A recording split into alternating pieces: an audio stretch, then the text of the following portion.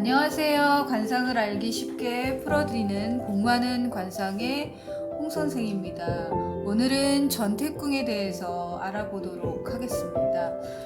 전태궁은 이 눈썹과 눈 사이라고 알고 계신데요. 인터넷이나 책이나 이런 곳에 잘못 알려진 것이 원래 실제적으로 전태궁은 눈의 전체적인 부분을 눈 전체적으로 눈두덩이와 눈 부분을 전태궁이라고 한 것입니다. 책 같은 곳에 이렇게 전태궁 이렇게 써 있으니까 여기가 전태궁인 줄 아시는 건데 눈에다가 전태궁이라는 단어를 쓸 수 없으니까 눈 위에다가 전태궁 이렇게 써 놓은 것입니다. 그래서 전태궁은 이 눈과 눈두덩이 이 눈 부분을 전체적인 것을 전태궁이라고 합니다. 그리고 좋은 전태궁은 그 눈에 흑백이 분명하고 진강이 뚜렷하게 진기가 뽑아져 나오면서 눈에 은은한 광채가 너무 쏘아붙이건 그런 것은 살기이므로 은은한 광채가 그렇다고 울 것 같은 눈이 아니라 은은한 광채가 나면서 또렷하고 진기가 있게 흑백이 분명한 눈을 그리고 적당히 도톰한 그런 눈두덩이를 갖고 있는 것이 좋은 전태궁이라고 할 수 있습니다. 이것은 부모의 재산을 뜻하는 곳이기도 하고 이곳이 두툼하면 많은 유산을 물려받게 되지만 이곳에 살집이 빈약하거나 죽은 점이나 사마귀가 있으면 가난한 집에서 태어났다라고 보는 선천운을 볼 수 있는 곳입니다. 부모의 유산을 물려받을 수 없다고 봅니다. 이렇게 사마귀가 있거나 죽은 점이 있거나 이러시면 형제 자매 사이에 상속 문제나 그런 것으로 다툼이 일어날 수 있는 것입니다. 여성의 경우에는 이곳에 이렇게 점이 있으면 이것이 이런 부분에 있는 거예요. 눈꺼풀에 이렇게 점이 있으면 죽은 점이죠. 죽은 점이 있으면 부인병을 앓게 될 수 있고 자식 때문에 고민을 하게 된다고 봅니다. 이 전태궁에 살아있는 점, 이렇게 약간 좀 살아있는 아주 또렷한 점 같은 것이 이렇게 딱 찍혀 있으면 부모의 재산이나 부동산을 상속받을 수 있는 아주 행운의 상이라고 합니다. 전태궁은 재산복을 의미하는 곳인데 재산을 보는 곳이에요. 재산. 집안도 보지만 재산을 보는 곳인데 넓은 토지 그리고 부동산 등 재물을 뜻하는 곳입니다. 재산복과 재물복은 엄연히 다른 거예요. 재물복은 코를 보잖아요. 이게 재백궁이라서 코를 재물복이라고 하는데 코가 좋다고 해서 다 재물이 많은 것은 아닙니다. 돈의 유도리가 큰 것이지. 그리고 재물복이 많은 것과 재산복이 많은 것은 엄연하게 다른 뜻입니다. 다른 의미인 것입니다. 코가 잘생겨서 재물이 많이 들어오기는 하겠죠. 그런데 돈의 유도리가 크기 때문에 코가 잘생겼다고 다 잘 사는 것은 아닙니다. 코가 잘생겨도 되게 못 사는 사람도 많고, 정말, 정말 박스를 주스러 다니시는 분도 있습니다. 코가 잘생겼는데도. 그래서 코 잘생겼다고 관상 잘 못 보시는 분들 코 잘생겼다고 무조건 잘 사는 건 아닙니다. 실질적으로 재산이 많다는 것은 재산을 모으거나 축적하는 것을 의미하는 것입니다. 재산복은. 그래서 재산복이 많은 것은 부동산, 토지, 넓은 집 등을 재산이 많이 축적하는 것이 재산복이 많은 것이라고 하는 것입니다. 재산복은 전태궁, 즉 눈 부분, 눈의 모든 부분을 의미하는 것입니다. 재산이 많은 많은 사람, 좋은 눈은 흑백이 분명하고 눈의 진기가 은은하고 은은한 광채가 나며 눈빛이 살아있고 또렷해야 재산이 많고 많이 축적할 수 있는 재산을 많이 모을 수 있는 것입니다. 그래서 재산을 보는 곳입니다. 전태궁이. 제가 알기 쉽게 예를 들어 드릴게요. 두 명의 사람이 있습니다. 첫 번째 사람은 똑같이 식당을 차렸어요. 식당을 둘 다 차렸습니다. 근데 한 사람은, 1번의 사람은, 돈을 굉장히 식당이 잘 돼서 돈이 많이 들어와요. 돈 되게 많이 버는 것 같아요. 그런데 나중에 결과적으로 보면은 돈이 어디로 갔는지 집 한 칸이 없는 거예요. 돈이 다 새는 거죠. 돈은 많이 버는데 이럴 경우는 그냥 재물복만 있는 겁니다. 이런 경우는 재물복만. 돈이 많이 들어오는데 나중에 결과적으로 집 한 칸도 없이 모아놓은 게 없는 것이 바로 그냥 재물복만 있는 것입니다. 그런데 두 번째 사람은 식당은 그냥 그렇게 돼요.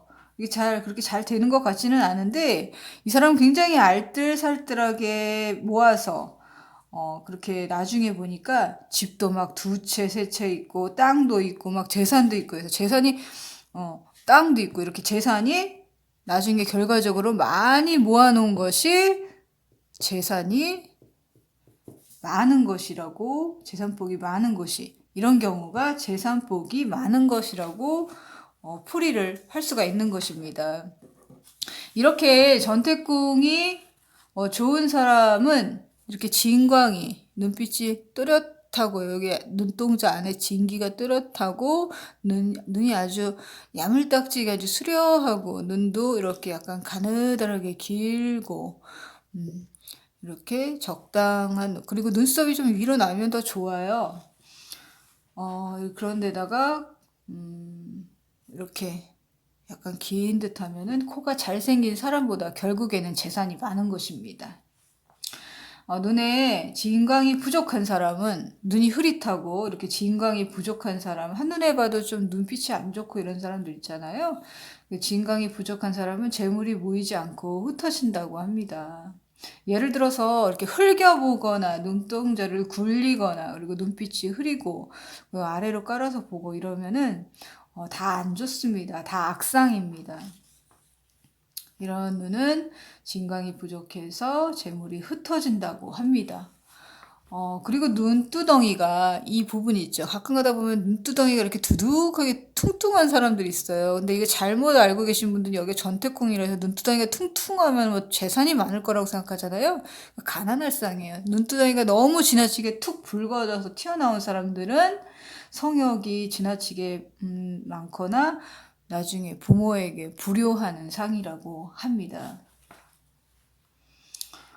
그리고 눈이 제일 안 좋은 것 중에는 눈이 이렇게 세모진 눈이 있어요.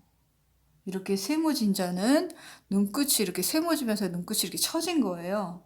눈끝이 이렇게 처진 사람들은 매사가 안 좋습니다. 이렇게 물길이 끊긴 거예요. 딱 끊겨버린 거. 물길이 이렇게 흘러야 되는데 물길이 딱 끊겨버린 거예요.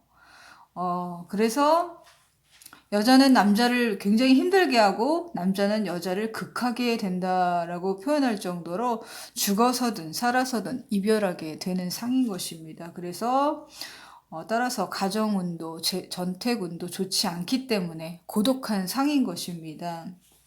배우자를 고를 때 이렇게 눈끝이 너무 처져 있으신 분들은 이렇게 전태궁이나 이런 것들이 다 안 좋은 거니까 참고하셔도 될 것 같습니다. 이렇게 눈썹은 우리가 이렇게 전체적으로 여기 전태궁이라고 하는데 이 눈썹은 이게 집안이잖아요. 눈이 집안이에요. 이 집안이면서 가족이면서 배우자. 눈썹은 집안을 받쳐주는 지붕, 기와입니다. 지붕인 것입니다. 그래서 지붕도 이렇게 끊기지 않고 중간에 끊기거나 흩어지거나 이러시면은 중간에 끊기면은 형제간의 연이 끊기는 수도 있고 이별하는 수도 있고 그리고 외롭고 그리고 이렇게 막 산발로 흩어져 있으면은 형제간에 흩어져 있거나 재산도 다 흩어지는 겁니다. 눈썹은 재산을 의미하기도 하고 눈썹이 굉장히 중요한 부분입니다. 그래서 눈썹을 이렇게 흩어지도록 나고 눈두덩이를 덮고 이렇게 이중 눈썹인 사람들은 여기를 깔끔하게 밀어서 이 전태궁 부분, 눈두덩이 부분을 좀 깔끔하게 해주시면 운을 상승시킬 수 있습니다. 그리고 이렇게 끊겨 있으면 눈썹 문신으로 잘 너무 진하게 빡빡하게 하지 마시고 눈썹은 이렇게 약간 중간중간 이렇게 살금살금 비는 정도로 이렇게 수려해야지 너무 빽빽한 것도 좋지 않은 것입니다. 그래야 운을 상승시킬 수 있습니다. 집안도 편안하고 형제 간에 우애도 있게 할 수 있는 것입니다.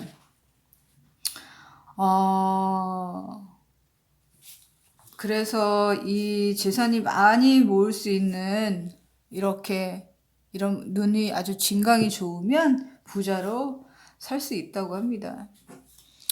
그래서 이 부분 잘못 알고 있는 부분을 제가 알려드리고 싶어서 전태궁은 여기가 눈두덩이가 아니라 눈입니다. 눈 전체의 이 부분, 전체적인 부분을 얘기하는 겁니다. 그러니까 눈꺼풀도 해당이 되기 때문에 이렇게 전체적으로 다 전태궁인 겁니다.